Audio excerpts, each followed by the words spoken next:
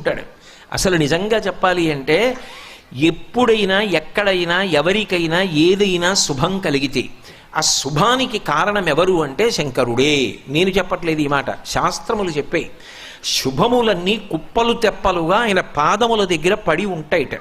ఆయన అనుగ్రహించాడు అనుకోండి, ఓసారి ఇలా అంటాడు అంటే అది ఎగిరి వెళ్ళి ఇంటికి తోరణంగా పట్టుకుంటాడు. అందుకే ఒక గడుసు కవి ఒక మాట అన్నాడు, నేను ఓ పువ్వు పట్టుకొచ్చి మీ పాదాల మీద వేశాను అనుకోండి, నేను వేసినది ఇది పువ్వు, మీ పాదముల మీద ఉన్నది ఇది పువ్వు.